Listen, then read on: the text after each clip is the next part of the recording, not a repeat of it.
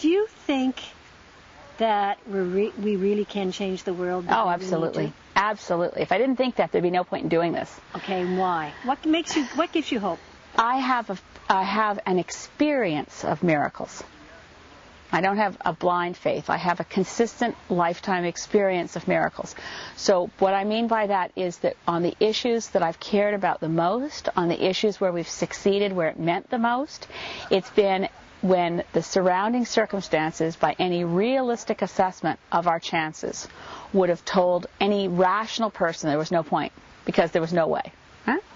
So those issues that are really intractable, really difficult, where we're up against the toughest obstacles, are the ones that are most satisfying to achieve. When you achieve success, it's the most amazing. But really, well, I guess my favorite example, and I wrote about this in the book I wrote about saving South Moresby, which was now Guayahanas National Park. But it was a 12-year campaign. And I wasn't on it for the full 12 years, but a lot of activists from the Queen Charlotte Islands, from Haida Gwaii, decided that the lower third of that archipelago should be protected from logging and protected from industrial development. It took them 12 years. I was involved in the last couple of years, and particularly when I got into government. And I remember there were points where we could have decided to cave in and compromise. Government could have, and the environmental movement could have, because there were offers from the BC government for less than the full third of the bottom of the archipelago, basically creating a park out of the rocks and the coastline areas and leaving the trees to the loggers. And any rational assessment of the likelihood of success with Bill Vander Zalm as Premier of British Columbia and Brian Mulroney as Prime Minister of Canada, with every tree, for instance, in Windy Bay, those trees that were 1,000 and 2,000 years old, being, just an from an industrial point of view, an extraordinary amount of fiber.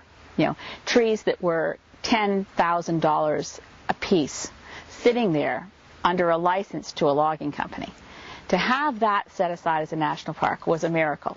And there was one memo that I actually wrote to the Minister of Environment, who was my boss, where Parks Canada leadership was actually telling him, compromise, because there's no way that this can work. If the negotiations fall apart, the only way that you'll get a park will be if the following things happen. And it would be basically that the public of Canada would understand that it was the provincial government's fault.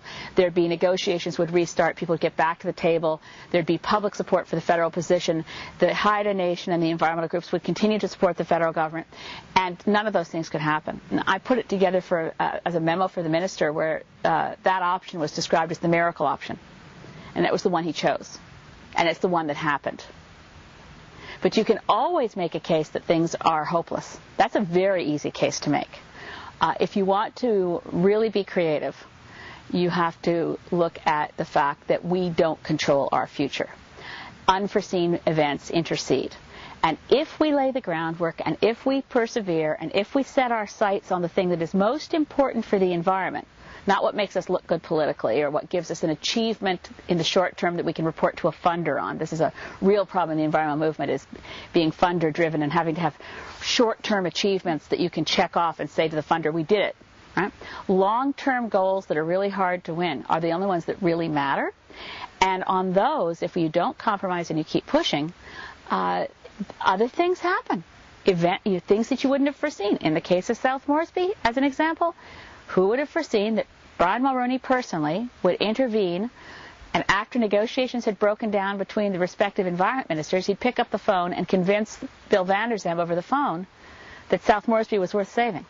Now that is not something that any realistic assessment in advance would have thought was possible. So that's why I could give you a million stories like this of setting your sights on what's really important, not compromising, creating the groundwork for other things to intervene to make it possible to succeed. And that's where I think of the situation we're in right now on the planet as being very much like a patient who goes to the doctor and at the first diagnosis of cancer. And you recognize that you're in trouble.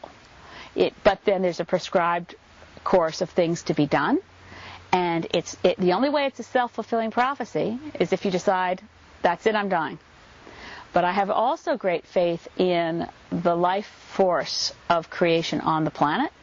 And I know, time after time, again, like a miracle, but scientifically, there be rivers that have had no fish in them for decades. And the scientists will say, well, let's restore this river, let's stop the pollution, and in 10 or 15 years we may see fish again. And somehow there's fish there the next year. Can't quite explain it, but it happens. So the life force of the planet, that force that lets a dandelion break through a sidewalk concrete, it's extraordinarily powerful.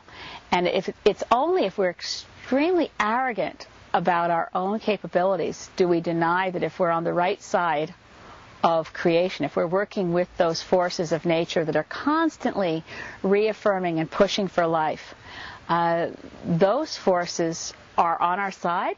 So we're working politically, but we've got other things happening around us that when we make space for them, create they create miracles. They create solutions and success against impossible odds. And it happens over and over and over. So that's why I'm an optimist on the issues. The prognosis is bleak, but my confidence that we'll overcome these obstacles is very strong.